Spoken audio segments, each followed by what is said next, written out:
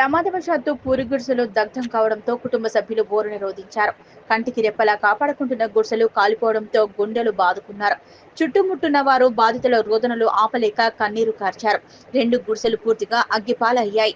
ఈ ఘటన మెదక్ జిల్లాలోని మెదక్ మండలం మాచవరం గ్రామంలో చోటు చేసుకుంది. బాధితులు గ్రామస్తుల వివరాల ప్రకారం మెదక్ జిల్లా మెదక్ మండలం మాచవరం గ్రామంలో చోటు చేసుకుంది. బాధితులు మాట్లాడుతూ గత కొన్ని సంవత్సరాల నుంచి గుడిసెలో నివాసం ఉంటున్నామని ఆవేదనతో తెలిపారు. ఇంట్లో ఉన్న వస్తువులన్నీ బూడిదపాలు అయ్యాయని, కేవలం తాము కట్టుకున్న బట్టలు మాత్రమే ఉన్నాయని కుటుంబ సభ్యులు తెలియజేశారు.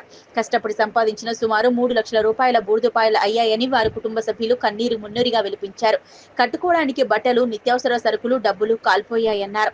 ఇంద్రమ్మ ఇల్లు శాంక్షన్ అయిందన్న 2 గుంటల పొలం అమ్మామని గత 2 రోజుల క్రితం ఆదివారం ఉండడంతో బ్యాంకులో వేసుకోలేకపోయామన్నారు.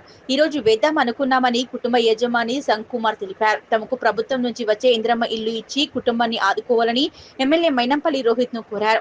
కుటుంబానికి అన్ని విధాలా ఆదుకుంటామని వారికి భరోసా ఇచ్చారు. సార్ నా పేరు సొంగ కుమార్ అంటే సార్. ఇక్కడ మేము అందరం పొలం పనికి పోయాం. మా పిల్లలు స్కూల్కి పోయారు. మా ఆయన అందరు పొలం పనికి పోయినాక మేము మెదక్ మంచంలోకి పోయినాం సార్. మంచంలోకి పోయినాక మంచంలో అక్కడ నిలబడితే నాకు ఫోన్ చేస్తారు. మీ ఇంట్లో పొగలు వస్తాయి. నేను ఫోన్ చేస్తే 8 గంటల 9 నిమిషాలకు ఫోన్ చేస్తే నేను వచ్చేటాకలో ఇల్లు మొత్తం కాలిపోయింది సార్. వచ్చి చూసేటాకలు ఏమేమి లేవు సార్. మొత్తం కాలిపోయి మొత్తం కింద కూలిపోయింది సార్.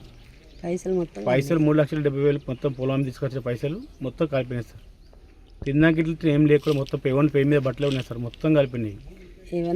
ఏమైనా గవర్నమెంట్ సాయం చేయాలని కోరుకుంటున్నాం. 3,70,000 ఎక్కడి అంత పొలం మేము సార్. ఎందుకోసం ఇందిరమ్మ ఇల్లు వస్తే ఇల్లు కట్టుకుందామని కొంచెం అప్పు ఉంది. 1,00,000 రూపాయలు అప్పు కట్టుకొని మిగతా పైసలతో ఇల్లు కట్టుకుందామని పొలం అమ్మేసాం సార్. అప్పు ఉంది, కొంచెం అప్పు కట్టినాక ఇల్లు కట్టుకుందామని